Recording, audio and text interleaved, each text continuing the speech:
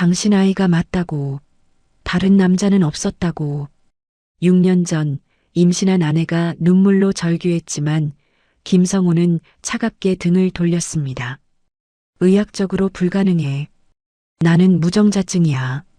그리고 6년 후 재개발 현장에서 폐지를 줍는 어린아이와 마주친 순간 아저씨, 이거 엄마가 아빠 거라고 했어요. 아이 목에 걸린 펜던트를 본 그는 무릎이 꺾였습니다. 그가 과거 단 한 사람에게만 건넸던 물건이었거든요. 6년간 버려둔 아들 앞에서 오열하는 재벌 회장. 과연 그는 잃어버린 가족을 되찾을 수 있을까요? 사연 시작 전 구독과 좋아요 눌러주세요. 오늘의 사연 지금 시작합니다. 12월의 차가운 바람이 뺨을 스쳐 지나갔습니다. 회색빛 구름이 낮게 깔린 하늘에서는 언제 눈이 내릴지 모를 기운이 감돌고 있었습니다. 검은색 벤츠 S클래스에서 내린 저는 공사 현장의 시멘트 가루와 차가운 공기가 뒤섞인 냄새를 맡았습니다.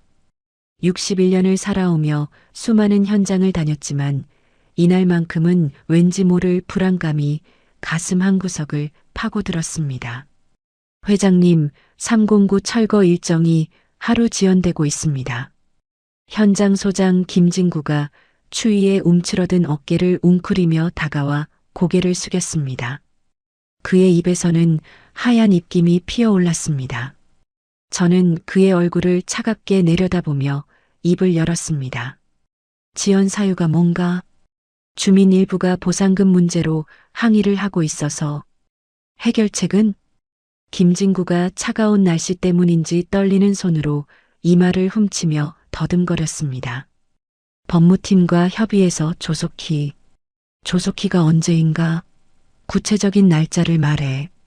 저는 시계를 보며 짧게 말을 끊었습니다. 성호건설그룹 회장으로서 30년간 쌓아온 위엄이 차가운 목소리에 묻어났습니다. 마치 이 겨울바람처럼 냉정하게. 이틀 내로 정리하겠습니다. 하루로 단축해. 예, 알겠습니다. 김진구가 황급히 고개를 끄덕이며 물러섰고 저는 현장을 둘러보며 천천히 걸었습니다. 빼곡히 들어선 낡은 주택들 사이로 미로 같은 골목길이 이어져 있었습니다. 지붕 위에는 성애가 하얗게 앉아 있었고 골목 구석구석에는 얼어붙은 물웅덩이가 보였습니다. 그때 좁은 골목 저편에서 작은 그림자 하나가 움직이는 것이 눈에 들어왔습니다. 아직 학교도 못 들어갔을 것 같은 작은 남자아이였습니다.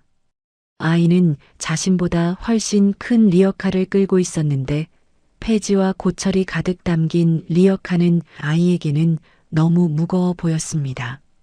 그 나이에 가져야 할 건 장난감이어야 하는데 저 아이 손에는 종이와 쇳조각뿐이었습니다. 그리고 아이는 낡은 외투를 입고 있었고 추위에 떨고 있는 것이 보였습니다. 저는 무의식적으로 걸음을 멈췄습니다. 저 나이에 이런 추위에서 저런 일을? 아이는 차가운 바람에 코가 빨갛게 된 채로도 능숙한 손놀림으로 종이박스를 분류하고 있었습니다. 작은 손이 추위에 얼어 빨갛게 변해 있었지만 마치 오랫동안 해온 일처럼 자연스러웠습니다. 그 모습을 보는 순간 가슴 한편이 이상하게 먹먹해졌습니다. 회장님, 비서 박 차장이 다가오는 소리에 저는 정신을 차려보니 그의 어깨에도 하얀 서리가 내려앉아 있었습니다. 2시 30분에 시청 간부와의 미팅이 예정되어 있습니다. 알겠다. 저는 고개를 끄덕이며 차로 향했지만 자꾸만 시선이 그 아이에게 머물렀습니다. 그때 아이의 목에 뭔가 반짝이는 것이 걸려 있었습니다. 거리가 멀어서 정확히 확인할 수는 없었지만 금속으로 된 작은 장신구 같았습니다. 겨울 햇살에 가끔씩 반사되어 반짝였죠. 회장님, 출발하시겠습니까? 운전기사 이 씨가 차량 히터를 틀어놓은 따뜻한 뒷문을 열며 물었습니다. 응. 저는 뒷좌석에 앉아서 백미러로 계속 그 아이를 지켜봤습니다. 아이는 여전히 혼자서 무거운 리어카를 끌고 있었고 찬바람에 외투가 바람에 펄럭이고 있었습니다. 하지만 주변의 어른은 보이지 않았습니다. 왜 저 아이가 신경 쓰이지? 차가 골목을 빠져나갈 때까지 저는 뒤를 돌아봤습니다. 그 작은 뒷모습이 시야에서 사라질 때까지 마치 추위 속에서 혼자 버텨내는 작은 생명체를 보는 것 같았습니다. 시청으로 향하는 길, 차창 밖으로는 첫눈이 내리기 시작했고 작은 눈송이들이 유리창에 닿았다가 녹아내렸습니다. 저는 평소와 달리 말수가 적었습니다. 회장님, 다음 주 이사회 안건 검토가 필요합니다. 박 차장이 서류를 건네며 말했습니다. 나중에 시장 간부와의 저녁 약속도 취소해. 박 차장이 놀란 표정을 지었습니다. 평소 저라면 절대 하지 않을 말이었죠. 그는 차창 밖 내리는 눈을 바라보며 의아해했습니다. 시청에서의 미팅도 마찬가지였습니다. 난방이 잘 된 회의실에서 상대방이 무슨 말을 하는지 제대로 들리지 않았고 자꾸만 그 추위 속에 아이 생각이 났습니다. 지금쯤 더 추워졌을 텐데. 미팅이 끝나고 나오는 길 저는 운전기사에게 말했습니다. 현장으로 다시 가자. 예. 아까 다녀오지 않으셨나요? 눈도 내리고 있는데. 한 번 더. 저는 창밖을 바라보며 말했습니다. 눈이 점점 더 많이 내리고 있었습니다. 스스로도 이해할 수 없는 행동이었죠. 오후 늦은 시간 현장에 다시 도착했을 때 그 아이는 이미 사라진 후였습니다. 리어카가 있던 자리에는 폐지 조각들만 남아 있었고 그 위에 하얀 눈이 소복이 쌓여 있었습니다. 저는 한참 그 자리를 바라봤지만 발자국이 눈에 덮여 흐릿해져 가고 있었습니다. 그날 밤 펜트하우스 서재에서 혼자 위스키를 마시며 생각에 잠겼습니다. 창밖으로는 서울 시내에 내리는 눈이 보였습니다. 도심의 불빛들이 눈송이에 반사되어 더욱 아름다웠습니다. 그러다 갑자기 6년 전 기억이 떠올랐습니다. 그때도 이렇게 추운 겨울, 병원에서 들었던 그 말. 선생님은 무정자증입니다. 차갑고 단호한 의사의 목소리가 귓가에 맴돌았습니다. 그날 모든 것이 무너졌었던 아이를 가질 수 없다는 현실. 그리고 그여. 당신 아이가 맞아요. 눈물을 흘리며 호소하던 은정의 모습이 선명하게 떠올랐습니다. 그때도 창밖에는 이런 눈이 내리고 있었고 저는 그녀의 말을 믿지 않았습니다. 아니, 믿을 수 없었죠. 의학적으로 불가능하다고 했으니까. 전 결국 이혼을 택했습니다. 그것이 합리적인 선택이라고 생각했죠. 마치 이 추위처럼 냉정하게. 새벽 2시가 넘어서야 잠자리에 들었지만 잠은 오지 않았습니다.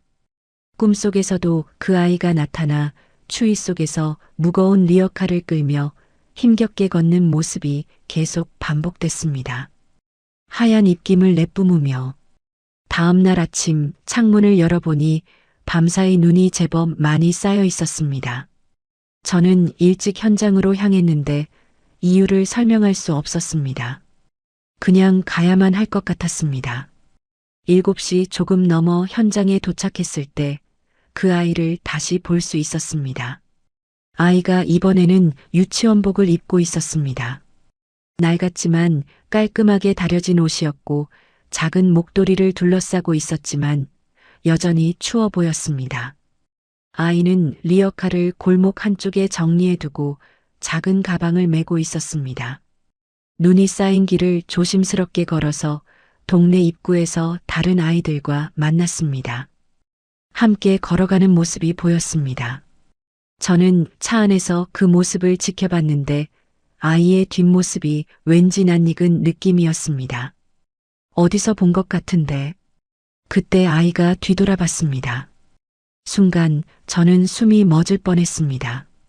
그 눈매가, 그 얼굴이 어린 시절 제 모습과 너무나 닮아 있었습니다. 추위에 빨갛게 된 볼이 어린 시절 거울 속 제 모습을 보는 것 같았습니다. 회장님, 괜찮으십니까? 박 차장이 걱정스러운 목소리로 물었습니다. 저 아이에 대해 알아봐. 예, 조심스럽게, 들키지 않게. 박 차장이 의아한 표정을 지었지만 저는 더 이상 설명할 수 없었습니다. 그 순간 아이가 완전히 시야에서 사라졌을 때 저는 가슴 깊은 곳에서 무언가 무너지는 소리를 들었습니다. 그날 나는 아직 몰랐습니다. 그 아이가 내 인생을 다시 무너뜨릴 존재라는 걸. 다음 날 성호건설그룹 회장실의 대형 창문으로 눈발이 더욱 거세게 휘날리고 있었습니다. 임원회의실에서 들려오는 목소리들이 웅성거렸지만 제 머릿속은 온통 그 아이 생각뿐이었습니다. 4분기 실적 보고서를 들여다보고 있었지만 숫자들이 눈에 들어오지 않았습니다. 회장님, 신규 투자건에 대한 승인이 필요합니다. 전무 김영수가 조심스럽게 말했습니다. 다음에. 하지만 기한이 다음에라고 했다. 저는 차갑게 말을 끊었습니다. 회의실이 순간 정적에 휩싸였습니다. 평소라면 절대 이럴 리 없는 제 모습에 모든 임원들이 당황하고 있었습니다. 갑자기 6년 전 그날이 떠올랐습니다. 서울대 병원 비뇨기과 송민호 과장이 검사 결과지를 내밀던 그 순간 선생님은 완전 무정자증입니다. 그 말이 떨어지는 순간 세상이 무너지는 것 같았습니다. 저는 의자에 앉은 채로 멍하니 천장을 바라봤었습니다. 재검사는 필요 없습니까? 필요 없습니다. 결과는 명확합니다. 송민호 과장은 단호하게 말했고 그의 차가운 표정이 지금도 선명하게 기억났습니다. 집으로 돌아가는 길, 눈이 내리고 있었습니다. 그때도 지금처럼 차 안에서 저는 계속 생각했습니다. 아이를 가질 수 없다니. 집에 도착했을 때 은정이가 거실에서 기다리고 있었습니다. 그녀의 얼굴은 기대와 설렘으로 가득했습니다. 여보, 어떻게 됐어? 은정이가 다가오며 물었습니다. 저는 고개를 돌렸습니다. 그녀에게 어떻게 말해야 할지 몰랐습니다. 여보, 은정아. 그때 은정이가 갑자기 환하게 웃으며 말했습니다. 나 임신했어. 그 말에 저는 온몸이 굳어버렸습니다. 방금 전 의사의 말이 머릿속에서 맴돌았습니다. 완전 무정자증. 뭐라고? 임신이야. 벌써 2개월이야. 은정이가 제 손을 잡으며 기뻐했습니다. 하지만 저는 그녀의 손을 뿌리쳤습니다. 그럴 리 없어. 여보, 내가 아이를 가질 수 없다고 했잖아. 저는 소리쳤고 은정이의 얼굴이 순식간에 창백해졌습니다. 무슨 말이야? 검사 결과가 어떻게 나온 거야? 무정자증이야. 완전히. 은정이가 주저앉으며 고개를 저었습니다. 아니야. 그럴 리 없어.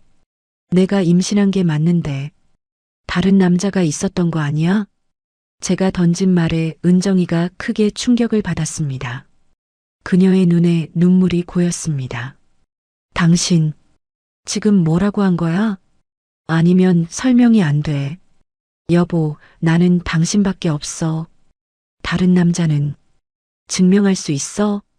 그때 문이 열리며 어머니 최순자 여사가 들어와 상황을 파악하더니 은정이를 차갑게 바라봤습니다. 무슨 일이야? 어머님, 은정이가 임신했다고 하는데. 어머니의 얼굴이 굳어졌습니다. 검사 결과는 무정자증입니다. 어머니가 크게 한숨을 쉬었습니다. 은정아, 너 지금 뭘 하려는 거니? 어머님, 정말 성우 아이예요. 다른 남자는 없었어요. 증거가 있니? 어머니의 목소리가 점점 차가워졌습니다. 어머님, 확실하지 않은 핏줄을 우리 집안에 들릴 수는 없어. 그 순간 사촌형 김태식도 나타났습니다. 마치 미리 계획된 것처럼. 형, 무슨 일이야? 태식아, 가문의 명예를 생각해야지. 태식이 어머니 편에 서서 말했습니다. 성우야, 이혼하는 게 좋겠어. 어머니가 단호하게 말했습니다. 은정이가 무릎을 꿇으며 울었습니다. 어머님, 제발. 정말 성우 아이예요. 증명해봐. DNA 검사를 하면. 필요 없어. 저는 고개를 저었죠. 의학적으로 불가능한 일이었으니까. 다음 날부터 이혼 절차가 시작됐고 변호사 최민수가 모든 것을 처리했습니다. 부인 측에서 친자 확인을 원하고 있습니다. 거부해. 의학적 근거가 있으니 문제 없습니다. 법정에서 은정이는 마지막까지 호소했습니다. 판사님, 제발 친자 확인만이라도. 하지만 제가 제출한 무정자증 진단서 때문에 받아들여지지 않았죠. 임신 4개월째, 이혼이 확정되고 은정이는 재산 분할도 위자료도 요구하지 않았습니다. 그냥 조용히 사라졌습니다. 2개월 후 박 차장을 통해 소식을 들었는데 은정이가 아들을 낳았다며 김준호라는 이름으로 출생신고를 했는데 아버지라는 비어 있었다고. 그때 저는 안도했습니다. 역시 내 아이가 아니었어. 그 후 6년간 저는 철저히 가족에 대한 생각을 지우고 회사 일에만 매달렸습니다. 혹시라도 직원들이 자녀 이야기를 하면 자리를 피했습니다. 회장님, 김영수의 목소리에 저는 현실로 돌아왔고 회의실의 모든 시선이 저에게 집중되어 있었습니다. 회의는 여기서 마치자. 하지만 아직 나가. 모든 임원들이 조용히 자리를 떴고 혼자 남은 회의실에서 저는 창밖에 눈을 바라봤습니다. 그 아이의 얼굴이 다시 떠올랐습니다. 추위의 빨간 뺨, 어린 시절 제 모습과 닮은 눈매. 설마. 가슴 깊숙한 곳에서 불안한 예감이 스멀스멀 기어 올라왔지만 의학적으로 불가능했습니다. 무정자증이라고 했으니까. 그런데 왜 자꾸 그 아이가 신경 쓰일까요? 이틀이 지났지만 그 아이에 대한 생각을 떨쳐낼 수 없었습니다. 새벽 6시 잠에서 깬 저는 창문을 열어봤습니다. 밤새 내린 눈이 온 세상을 하얗게 덮고 있었습니다. 오늘은 평소보다 일찍 현장에 가기로 했습니다. 이유는 솔직히 저도 몰랐습니다. 회장님, 이렇게 일찍 출발하시는 이유가? 운전기사 이 씨가 의아해하며 물었습니다. 그냥. 저는 차창 밖을 바라보며 대답했습니다. 아직 해가 뜨지 않은 새벽거리는 고요했습니다. 7시 조금 넘어 현장에 도착했을 때 그 아이가 보였습니다. 이번에는 더 가까이서 볼 수 있었습니다. 아이는 낡은 유치원복을 입고 있었습니다. 파란색 재킷과 회색 바지, 깔끔하게 다려져 있었지만 여러 곳이 기워진 흔적이 보였습니다. 작은 목도리가 목에 둘러져 있었지만 추위에 떨고 있는 것이 역력했습니다. 아이는 리어카를 골목 한쪽에 정리해 두고 있었습니다. 그리고 작은 가방을 어깨에 메었습니다. 엄마, 다녀올게. 아이가 어디선가 들려오는 목소리를 향해 외쳤습니다. 그 목소리가 이상하게 가슴을 울렸습니다. 동네 입구로 향하는 아이의 뒷모습을 지켜보던 저는 갑자기 숨이 막혔습니다. 그 걸음걸이, 그 어깨의 각도가 어린 시절 제 모습과 너무나 닮아 있었습니다. 박 차장? 예, 회장님. 저 아이에 대해 자세히 알아봐. 지금 당장. 박 차장이 놀란 표정으로 저를 바라봤습니다. 어떤 특별한 이유가 있으신가요? 묻지 말고 해. 저는 단호하게 말했습니다. 더 이상 기다릴 수 없었습니다. 회사로 돌아가는 길 내내 마음이 불안했습니다. 왠지 모르게 중요한 무언가를 놓치고 있는 것 같은 기분이었습니다. 오후 3시경 박 차장이 서류 뭉치를 들고 회장실로 들어왔습니다. 그의 얼굴이 평소와 달리 긴장되어 보였습니다. 회장님, 조사 결과가 나왔습니다. 말해봐. 박 차장이 서류를 펼치며 말하기 시작했습니다. 아이의 이름은 김준호. 만 6세입니다. 그 순간 제 손이 떨렸습니다. 김준호. 김씨. 어머니는 박은정 씨입니다. 박 차장의 말에 저는 의자에서 일어났습니다. 은정이. 제 전 아내. 확실한가? 예. 주민등록상 확인했습니다. 머리가 띵했습니다. 온몸에 전율이 흘렀습니다. 아버지는 출생신고서에 기록되어 있지 않습니다. 미혼모로 등록되어 있어요. 제 다리에 힘이 빠졌습니다. 다시 의자에 주저앉았습니다. 현재 상황은 달동네 끝자락에서 모자가 함께 살고 있습니다. 단칸방이고요. 박 차장이 계속 보고했습니다. 은정 씨는 낮에 식당에서 설거지 일을 하고 있고 아이는 유치원을 마친 후 폐지를 주어서 생활비에 보태고 있습니다. 6살짜리가 폐지를? 네. 혼자서 리어카를 끌고 다닙니다. 제 가슴이 찢어지는 것 같았습니다. 6살짜리 아이가 추운 겨울에 혼자서 폐지를 줍는다니. 재개발 때문에 곧 쫓겨날 예정인데 새로운 거처를 마련할 형편이 안 된다고 합니다. 박 차장의 보고가 계속 이어졌습니다. 유치원 담임 선생님 말로는 조용하고 착한 아이라고 하는데 가끔 오후에 피곤해서 졸 때가 있다고 합니다. 아마도 폐지 줍기 때문에 피곤한 거겠죠. 제 눈에 눈물이 맺혔습니다. 그리고 박 차장이 망설이더니 조심스럽게 말했습니다. 아이가 목에 펜던트를 하나 착용하고 있는데. 펜던트? 네. 금속으로 된 작은 목걸이인 것 같습니다. 그 순간 저는 번개에 맞은 것처럼 충격을 받았습니다. 20년 전 은정이와 결혼할 때 제가 선물했던 펜던트가 떠올랐습니다. 우리 가문의 문양이 새겨진 그 펜던트를 이혼할 때 돌려받지 못했던 기억이 선명하게 되살아났습니다. 회장님, 괜찮으십니까? 박 차장이 걱정스럽게 물었지만 저는 대답할 수 없었습니다. 목이 메어서 말이 나오지 않았거든요. 그렇다면 정말로 내 아들인가? 하지만 의학적으로 불가능했습니다. 무정자증이라고 명확히 진단받았으니까요. 더 자세한 조사는 필요하신가요? 박 차장이 조심스럽게 물어왔고 저는 겨우 목소리를 짜내며 대답했습니다. 아니다. 그만해.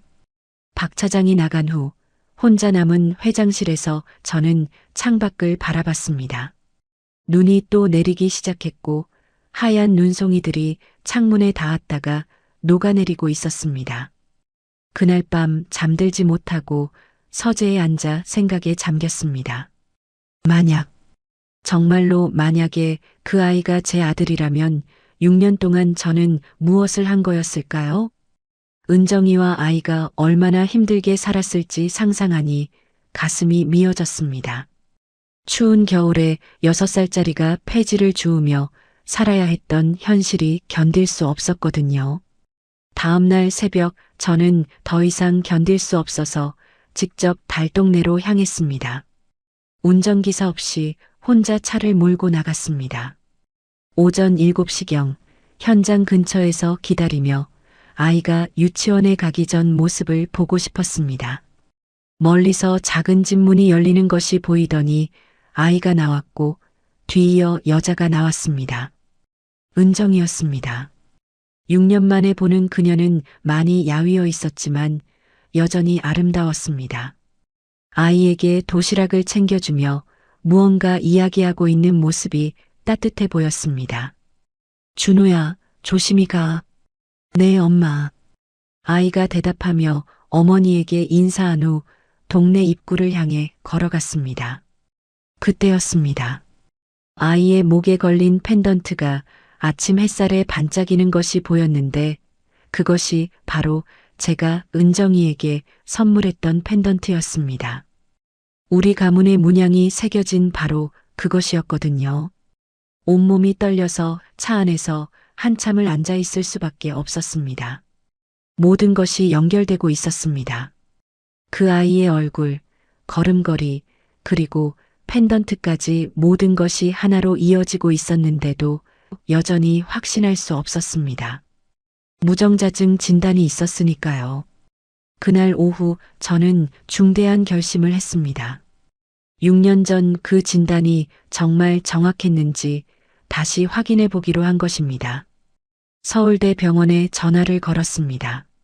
송민호 과장 계신가요? 송민호 과장님은 3년 전에 퇴사하셨습니다. 퇴사요? 네. 갑자기 사표를 내고 해외로 이주하셨어요. 그 순간 이상한 느낌이 들었습니다. 왜 갑자기 사라진 걸까요? 일주일이 흘렀습니다. 송민호 과장의 갑작스러운 해외 이주 소식이 계속 머릿속을 맴돌았습니다. 왜 하필 그때 사라진 걸까요? 더 이상 참을 수 없었습니다. 진실을 확인해야 했습니다. 박 차장, 서울대 병원에 예약을 잡아줘. 어디가 불편하십니까? 비뇨기과, 정밀검사. 박 차장이 의아한 표정을 지었지만 더는 묻지 않았습니다. 이틀 후 서울대 병원에 도착했습니다.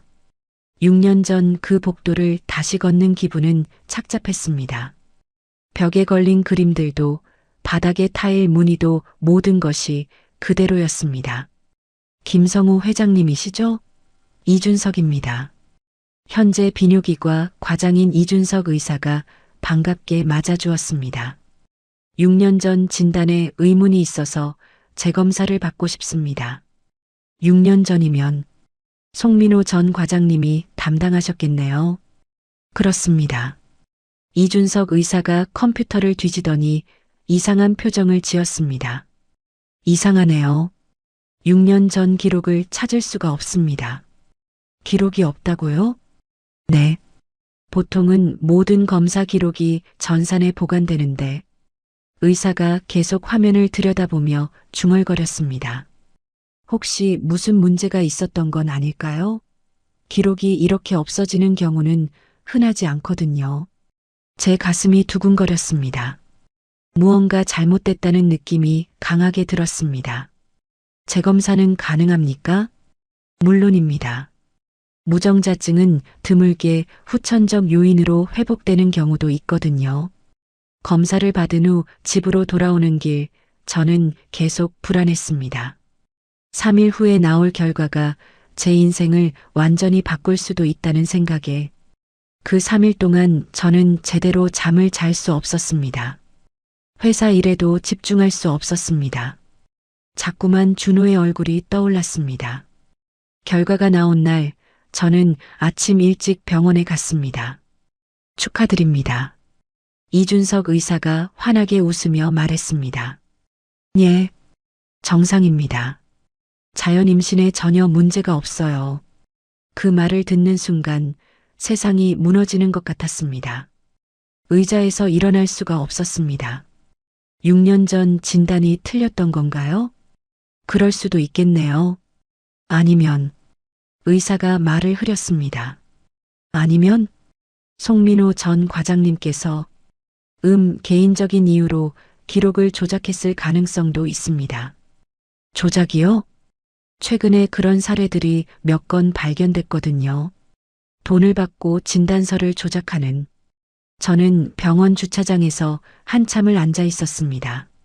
검사 결과지를 든 채로 핸들에 이마를 댄 채로 오열했습니다. 6년 동안 제가 믿어왔던 모든 것이 거짓이었습니다. 은정이의 말이 진실이었습니다. 준호는 정말 제 아들이었습니다. 집으로 돌아와 곧바로 어머니를 찾았습니다. 거실에서 TV를 보고 계시던 어머니가 저를 보더니 놀란 표정을 지었습니다. 성우야, 무슨 일이니? 얼굴이 왜 그래? 어머니, 송민호 과장을 아세요? 어머니의 얼굴이 순간 굳었습니다. 송민호? 누가 그런가? 6년 전 저에게 무정자증 진단을 내린 의사입니다. 아, 그 의사. 왜 갑자기? 어머니의 목소리가 떨리고 있었습니다. 재검사를 받았습니다. 재검사? 정상이었어요. 무정자증이 아니었어요. 저는 소리쳤습니다. 어머니가 크게 당황하며 일어났습니다. 그럴 리가. 어머니, 혹시 송민호 과장과 무슨 일이 있었습니까?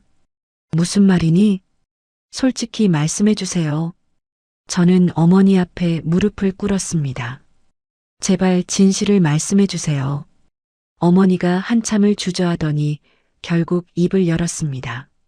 성호야, 너를 위해서 한 일이야. 무슨 일을 하셨다는 겁니까? 태식이가 병원에 아는 사람이 있다고 해서 그 순간 사촌형 김태식이 거실로 들어왔습니다. 마치 미리 기다리고 있었던 것처럼. 형, 무슨 일이야? 태식아, 너도 알고 있었구나. 저는 천천히 일어나며 그를 바라봤습니다. 뭘 알고 있었다는 거야? 송민호 과장을 매수한 일. 태식이의 얼굴이 순간 하얗게 변했습니다. 형, 그게 얼마를 줬나? 형, 들어봐. 그건 모두 형을 위해서. 내가 물어본 건 얼마를 줬냐는 거야. 저는 주먹을 쥐며 소리쳤습니다. 5천만 원. 태식이가 작은 목소리로 대답했습니다. 왜? 형이 아들을 낳으면 상속에서 밀려날까봐. 그래서 거짓 진단서를 만든 거야? 어머니가 눈물을 흘리며 말했습니다. 성호야, 엄마는 정말 너를 위해서, 저를 위해서요? 저는 어머니를 바라보며 소리쳤습니다. 6년 동안 제 아들과 제 아내를 버려두게 한 게 저를 위한 일이었습니까? 성호야, 지금 그 아이가 어떻게 살고 있는지 아세요? 6살짜리가 추운 겨울에 폐지를 주우며 살고 있어요. 어머니와 태식이가 아무 말도 하지 못했습니다. 저는 집을 박차고 나왔습니다. 밖에는 또 눈이 내리고 있었습니다. 차가운 겨울바람이 뺨을 스쳤습니다. 6년간의 모든 것이 거짓이었습니다. 은정이가 마지막까지 호소했던 말들. 당신 아이가 맞다고. 모두 진실이었습니다. 저는 차 안에서 펑펑 울었습니다. 61년을 살면서 이렇게 울어본 적이 없었습니다. 내일 당장 은정이를 찾아가야겠습니다. 준호를 만나야겠습니다. 6년간의 잘못을 바로잡아야겠습니다. 하지만 과연 그들이 저를 용서할까요? 6년 동안 버려둔 저를. 눈이 점점 더 세게 내리고 있었습니다. 그날 밤 한숨도 잘 수 없었습니다. 새벽 5시, 더 이상 기다릴 수 없어서 침대에서 일어났습니다. 창밖으로는 여전히 눈이 내리고 있었습니다. 평상복을 차려입고 집을 나섰습니다. 정장 대신 캐주얼한 옷을 선택했지만 그래도 달동네와는 어울리지 않을 것 같았습니다. 박 차장의 조사 자료를 보며 골목길을 찾았습니다. 좁은 계단을 올라가는 동안 가슴이 두근거렸습니다. 6년 만에 은정이를 만난다는 생각에 낡은 문 앞에서 한참을 서 있었습니다. 노크를 할 용기가 나지 않았습니다. 뭐라고 말해야 할까요? 결국 떨리는 손으로 문을 두드렸습니다. 누구세요? 익숙한 목소리가 들려왔습니다. 은정이의 목소리. 6년 만에 듣는 그 목소리에 눈물이 날 것 같았습니다. 문이 열렸습니다. 6년 만에 마주한 은정이는 많이 야위어 있었습니다. 하지만 여전히 아름다웠습니다. 당신. 은정이가 저를 보자마자 얼굴이 굳었습니다. 당황한 기색이 역력했습니다. 왜 여기까지 왔어요? 목소리가 차갑게 변했습니다. 은정아, 한 번만 이야기할 기회를 줘. 할 이야기가 뭐가 있어요? 은정이가 문을 닫으려 했습니다. 저는 급하게 말했습니다. 준호에 관한 이야기야. 은정이의 손이 멈췄습니다. 준호를 어떻게 알아요? 들어가서 이야기하자. 제발. 은정이가 잠시 망설이더니 마지못해 문을 열어줬습니다. 들어오세요. 집 안에 들어서는 순간 가슴이 미어졌습니다. 10평도 안 되는 단칸방. 한쪽에는 준호의 작은 책상이 있었습니다. 벽에는 아이가 그린 그림들이 붙어 있었는데 그 중 하나는 우리 가족이라는 제목으로 엄마와 자신만 그려져 있었습니다. 앉으세요. 은정이가 차가운 목소리로 말했습니다. 저는 작은 의자에 앉았습니다. 6년 만이네요. 지금 와서 무슨 할 말이 있어요? 은정이가 저를 쏘아보며 말했습니다. 은정아, 미안해. 미안하다고요? 6년 전. 내가 틀렸어. 은정이가 눈을 크게 뜨며 저를 바라봤습니다. 무슨 말이에요? 무정자증 진단이 거짓이었어. 그 말을 듣는 순간 은정이의 얼굴이 창백해졌습니다. 뭐라고요?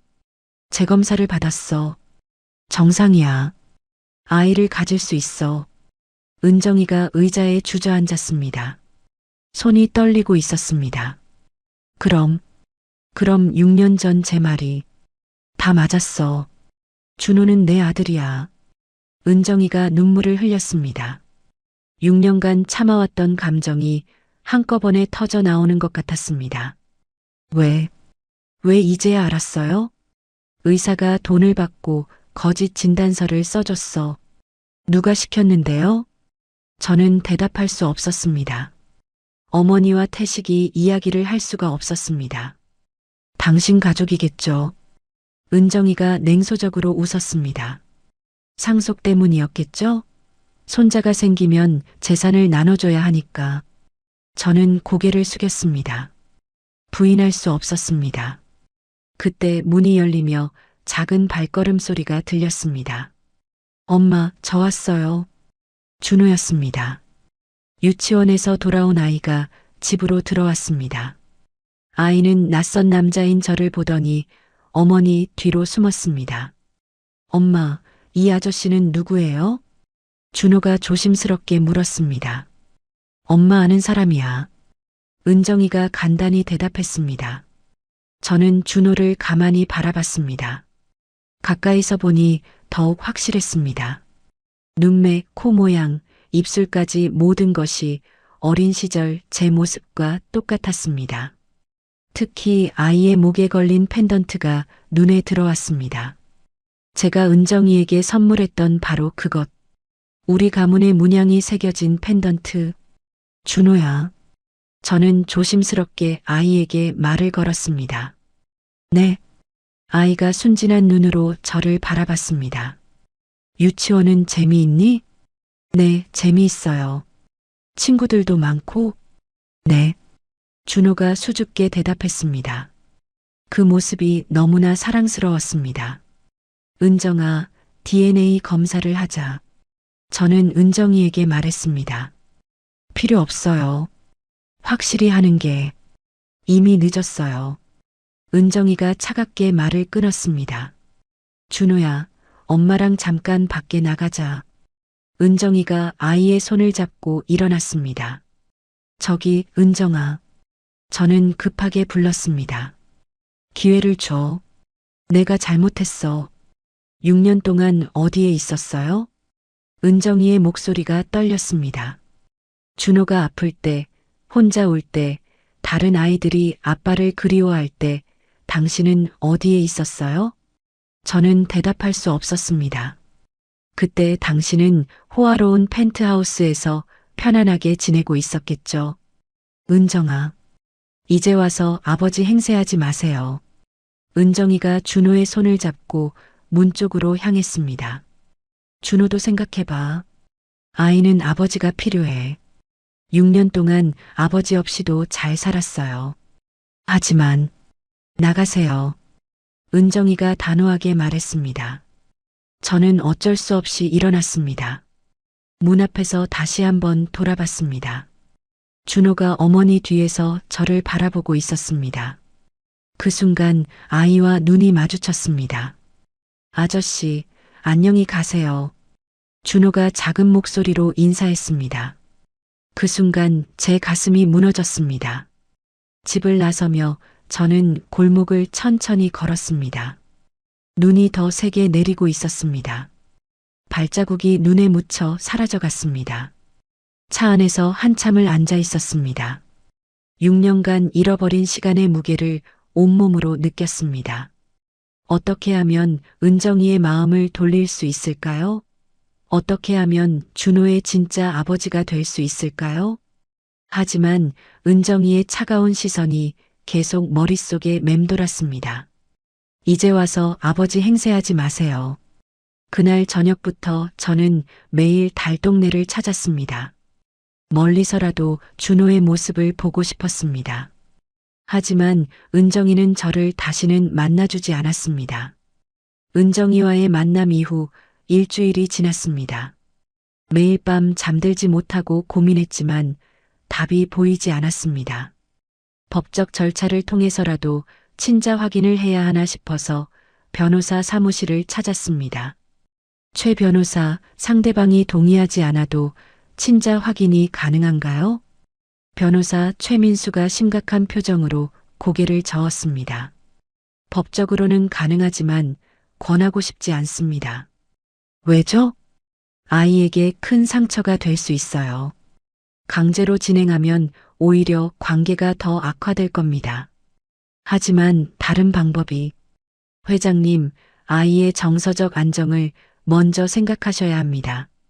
최 변호사의 조언에 저는 다른 방법을 모색하기로 했습니다. 박 차장. 네, 회장님. 재개발 지역 주민들에게 제공하는 임시주거 대책이 있지? 네, 있습니다. 은정 모자에게도 제공하도록 해.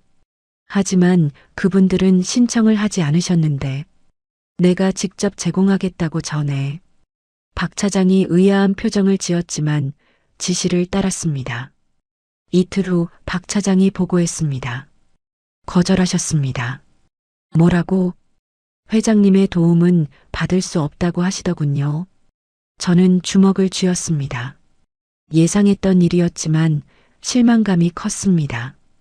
그 대신 저는 매주 2-3차례 재개발 현장을 방문하며 멀리서라도 준호의 모습을 지켜보기로 했습니다. 직접적으로 접근할 수는 없었지만 최소한 아이가 안전한지는 확인하고 싶었습니다. 어느 추운 화요일 오후 준호가 유치원에서 돌아오는 길을 지켜보고 있었습니다. 아이는 여전히 낡은 외투를 입고 있었고 작은 가방을 메고 있었습니다. 그런데 갑자기 아이가 미끄러운 눈길에서 넘어졌습니다. 무릎을 바닥에 부딪히며 아야 하고 소리쳤습니다. 저는 반사적으로 차에서 내리려 했습니다. 하지만 손이 문고리에 닿은 순간 멈췄습니다. 은정이의 거부감을 생각하니 다가갈 수가 없었습니다. 준호는 혼자서 일어나 무릎에 먼지를 털었습니다. 바지가 찢어진 것 같았지만 아이는 울지 않았습니다. 그냥 조용히 집으로 걸어가는 모습이 안쓰러웠습니다. 그 모습을 보며 제 가슴이 미어졌습니다. 아버지로서 아무것도 해줄 수 없는 현실이 견디기 힘들었습니다. 회장님, 박 차장이 걱정스러운 목소리로 말했습니다. 건강에 이상은 없으신지요? 요즘 너무 자주 현장에 나가시는 것 같아서. 괜찮다. 저는 짧게 대답했습니다. 더 이상 설명할 수 없었습니다. 그날 밤 펜트하우스에서 혼자 저녁을 먹으며 생각에 잠겼습니다. 6년 동안 놓친 준호의 모든 순간들이 머릿속을 스쳐갔습니다. 첫 걸음마를 뗐을 때, 첫 말을 했을 때, 첫 생일을 맞았을 때, 모든 소중한 순간들을 저는 놓쳤습니다. 대신 어떤 추억이 있을까요? 혼자서 폐지를 줍던 기억이나 아프더라도 병원비가 없어서 참았던 기억, 다른 아이들이 아빠와 함께 놀 때 혼자 있었던 기억들이겠죠. 상상만 해도 눈물이 났습니다. 다음 날 오후 회사에서 업무에 집중할 수 없어 일찍 퇴근했습니다. 또다시 달동네로 향했습니다. 이번에는 더 가까이서 준호를 볼 수 있었습니다. 아이는 작은 수레를 끌고 폐지를 줍고 있었고 6살짜리에게는 너무 무거운 종이 박스를 수레에 올리려고 몇 번씩 시도하고 있었습니다. 다른 또래 아이들이 놀이터에서 뛰어놀고 있는 시간에 준호는 혼자서 일하고 있었습니다. 아이가 무거운 박스와 씨름하는 모습을 보다 못한 저는 차에서 내렸습니다. 하지만 몇 걸음 못 가서 다시 멈췄습니다. 만약 은정이가 보면 어떻게 될까요? 아이에게 혼란만 줄 수도 있었습니다. 결국 저는 멀리서 지켜볼 수밖에 없었습니다. 준호는 포기하지 않고 계속 시도하더니 결국 박스를 수레에 올리는데 성공했습니다. 그 순간 아이가 보여준 끈기와 의지력이 어린 시절 제 모습과 너무 닮아 있었습니다. 이 아이가 확실히 내 아들이라는 확신이 더욱 강해졌습니다. 그날 저녁 은정이에게 전화를 걸었습니다. 여보세요? 6년 만에 듣는 은정이의 목소리였습니다. 은정아, 나야. 전화 너머로 침묵이 흘렀습니다. 뭐 하려고 전화했어요? 목소리가 차가웠습니다. 아이만이라도 생각해서 도움을 받아줘. 무슨 도움요? 의료보험, 주거비, 교육비, 뭐든지. 당신에게 받을 도움은 없어요. 준호를 생각해서라도. 준호는 제가 책임질 수 있어요. 하지만 6살짜리가 폐지를 줍는 게 정상인가? 그 말에 은정이가 잠시 말을 멈췄습니다. 그건 우리 일이에요. 내 아들이기도 해. 이제 와서 아들이라고 하지 마세요. 은정이가 소리쳤습니다. 6년 동안 어디에 있었는데요? 준호가 밤마다 아빠를 그리워할 때, 다른 아이들이 아빠 이야기를 할 때, 준호가 얼마나 서러워했는지 알아요? 저는 대답할 수 없었습니다. 그때 당신은 뭘 했어요? 편안하게 회장 노릇이나 하고 있었잖아요. 미안해, 정말 미안해. 미안하다고 다 해결되는 줄 알아요? 그럼 어떻게 해야 하는데? 그냥 우리를 잊으세요. 6년 전처럼. 따뚝. 전화가 끊겼습니다. 저는 핸드폰을 쥔 채로 한참을 서 있었습니다. 창밖으로는 또 눈이 내리기 시작했습니다. 은정이의 말이 맞았습니다. 6년 동안 저는 정말 편안하게 살았거든요. 준호와 은정이가 힘들게 살고 있는 동안 말이에요. 혹시 모든 것을 포기하는 게 맞을까요? 은정이가 원하는 대로 그냥 잊어버리는 게 나을까요? 하지만 포기할 수 없었습니다. 준호는 제 아들이었고 6년 늦었지만 이제라도 아버지 역할을 하고 싶었습니다. 그렇다면 어떻게 해야 할까요? 어떻게 하면 은정이의 마음을 돌릴 수 있을까요? 밤새도록 고민했지만 답은 나오지 않았습니다. 다만 한 가지는 확실했습니다. 포기하지 않겠다는 것이었습니다. 설령 은정이가 저를 거부하더라도 멀리서라도 준호를 지켜보겠다는 마음이었습니다. 그것이 6년 전 저지른 죄에 대한 최소한의 속죄라고 생각했습니다. 달동네 강제 철거 당일이 다가왔습니다. 새벽 5시 잠에서 깬 저는 창밖을 내다봤습니다. 어젯밤부터 내린 눈이 온 세상을 하얗게 덮고 있었습니다. 오늘은 은정이와 준호가 집을 잃는 날이었습니다. 가만히 있을 수 없었습니다. 회장님, 이렇게 일찍 현장에 나가시는 건 처음이네요. 운전기사 이 씨가 의아해했습니다. 현장 감독차 나가는 거야. 거짓말이었습니다. 진짜 이유는 은정과 준호 모자가 무사히 이사를 마쳤는지 확인하고 싶어서였습니다. 새벽 6시 현장에 도착했을 때 이미 철거 장비들이 대기하고 있었습니다. 주민들은 분주하게 마지막 짐 정리를 하고 있었습니다. 그런데 멀리서 익숙한 모습이 보였습니다. 은정이와 준호였습니다. 왜 아직도 여기 있지? 분명히 이틀 전에 임시로 다른 곳으로 이사를 갔다고 들었는데. 회장님, 저 모자분들이 남은 폐지를 수거하러 온 것 같습니다. 현장 소장 김진구가 설명했습니다. 아직도 폐지를? 네. 마지막까지 버릴 수 없는 모양입니다. 제 가슴이 아팠습니다. 이사비도 부족해서 마지막 폐지까지 챙겨야 하는 현실이. 아이들 안전에 각별히 주의하라고 해. 네, 알겠습니다. 준호는 어머니를 도와 남은 폐지와 고철을 작은 수레에 담고 있었습니다. 6살 아이에게는 너무 위험한 작업이었습니다. 곳곳에서 중장비가 움직이고 있었으니까요. 작업 잠시 중단. 저는 큰 소리로 외쳤습니다. 회장님? 김진구가 놀란 표정으로 저를 바라봤습니다. 아이가 있잖아. 안전이 먼저야. 하지만 일정의 차질이. 안전이 최우선이라고. 제 목소리가 현장 전체에 울려 퍼졌습니다. 모든 작업자들이 작업을 멈추고 저를 바라봤습니다. 멀리서 은정이도 이상한 눈으로 저를 바라보는 것이 보였습니다. 하지만 상관없었습니다. 준호의 안전이 더 중요했습니다. 그때였습니다. 준호가 무거운 철제 파이프 더미 근처에서 균형을 잃고 넘어질 뻔했습니다. 저는 반사적으로 달려갔습니다. 다른 건 생각할 겨를이 없었습니다. 준호를 안아 일으켜 세우는 순간 온몸에 전율이 흘렀습니다. 처음으로 내 아들을 품에 안은 순간이었습니다. 괜찮니? 다치지 않았니? 저는 떨리는 목소리로 물었습니다. 네, 괜찮아요. 준호가 고개를 끄덕이며 대답했습니다. 그리고 저를 올려다봤습니다. 순진한 눈동자가 저를 바라보고 있었습니다. 그때 준호가 자신의 목걸이를 가리키며 말했습니다. 아저씨, 이거 엄마가 아빠 거라고 했어요. 그 순간 모든 것이 멈춘 것 같았습니다.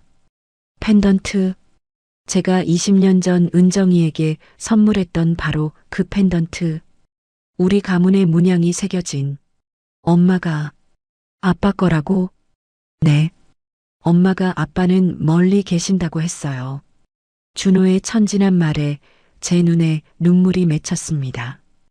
은정이가 6년간 준호에게 아버지에 대해 어떻게 설명했을까요? 견딜 수 없었습니다.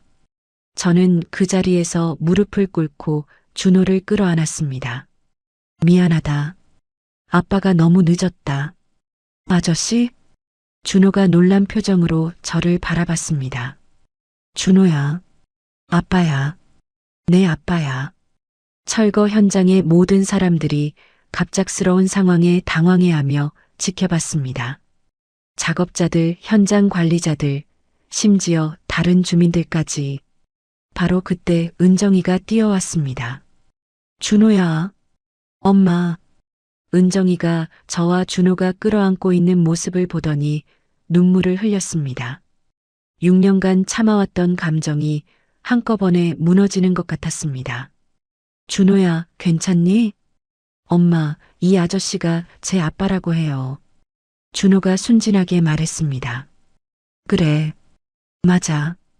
은정이가 떨리는 목소리로 대답했습니다. 정말 아빠예요? 응, 정말 아빠야.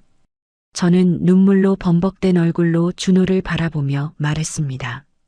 아빠, 아빠. 준호가 처음으로 저를 아빠라고 불렀습니다. 그 순간 제 인생에서 가장 행복한 순간이었습니다.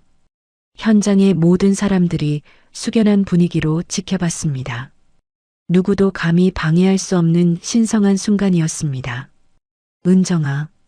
저는 은정이를 바라보며 말했습니다. 이제부터 모든 것을 바로잡을게. 성호. 6년간 못다한 아버지 역할을 하고 싶어? 은정이가 눈물을 닦으며 고개를 끄덕였습니다.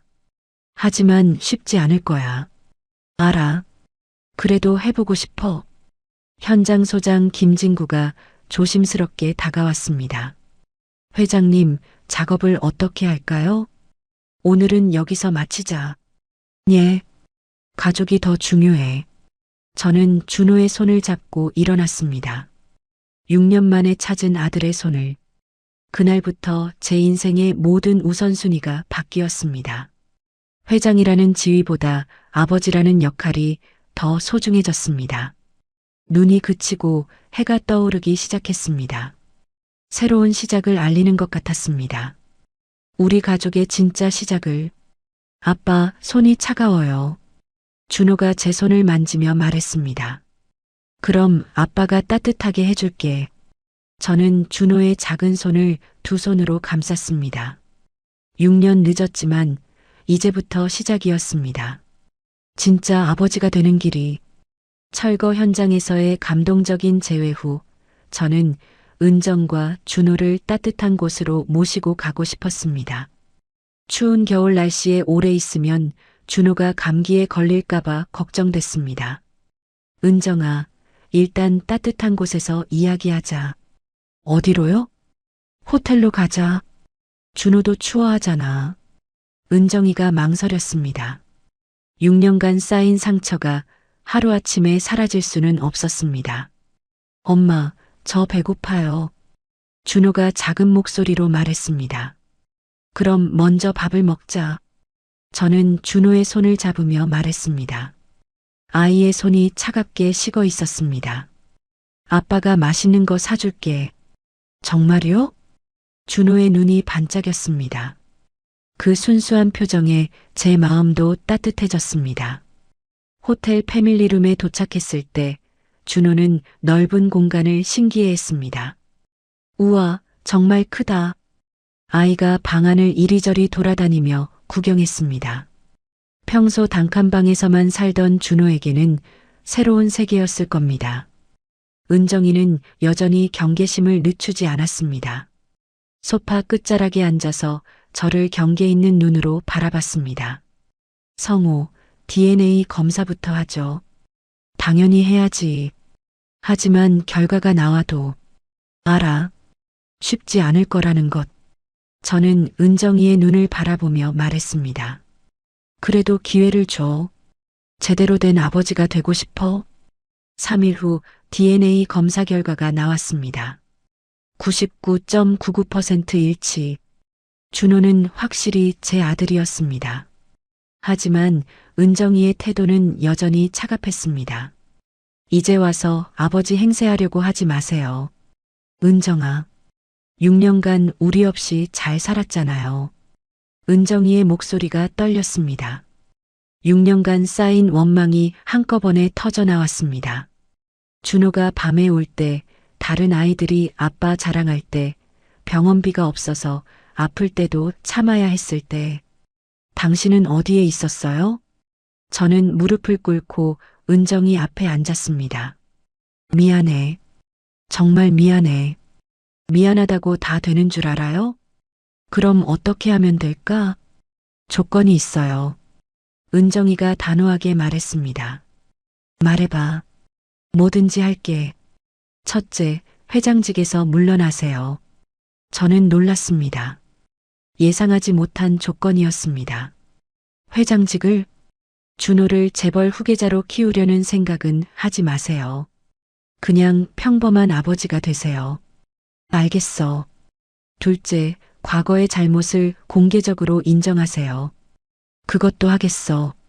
셋째, 준호를 상속자가 아닌 그냥 아들로 대하세요. 저는 망설임 없이 고개를 끄덕였습니다. 모든 조건을 받아들일게. 다음 주 이사회에서 저는 회장직 사임을 발표했습니다. 임원들이 모두 놀랐지만 저는 후회하지 않았습니다. 가족이 회사보다 소중하다는 것을 깨달았으니까요. 준호는 처음에는 낯선 아버지를 경계했습니다.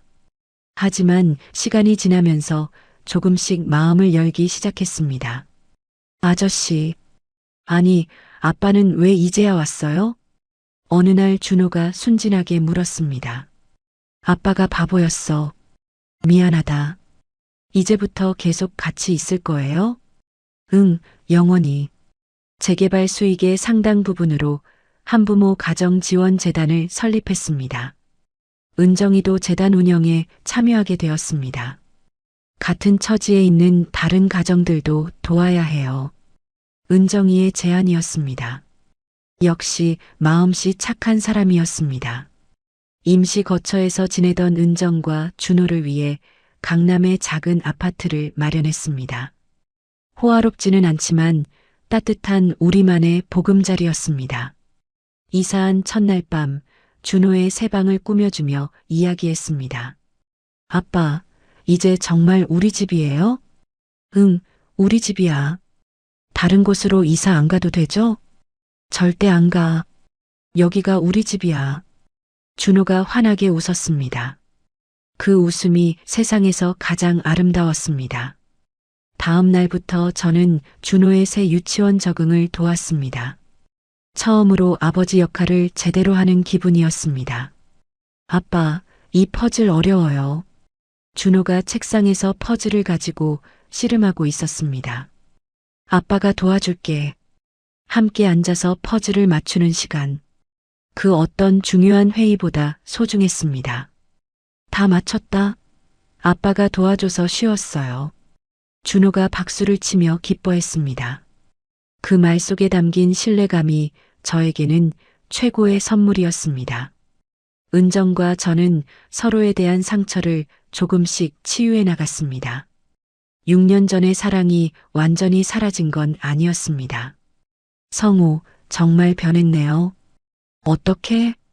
예전에는 차가웠는데 지금은 따뜻해요. 준호 덕분이야. 어느 날 밤 준호가 조심스럽게 제 방문을 두드렸습니다. 아빠, 들어가도 돼요? 당연히 들어와. 준호가 제 품에 안기며 말했습니다. 아빠, 그 한마디에 지난 6년간의 모든 후회와 아픔이 눈 녹듯 사라졌습니다. 내일 유치원에서 아버지와 함께하는 만들기 시간이 있어요. 같이 갈 수 있어요?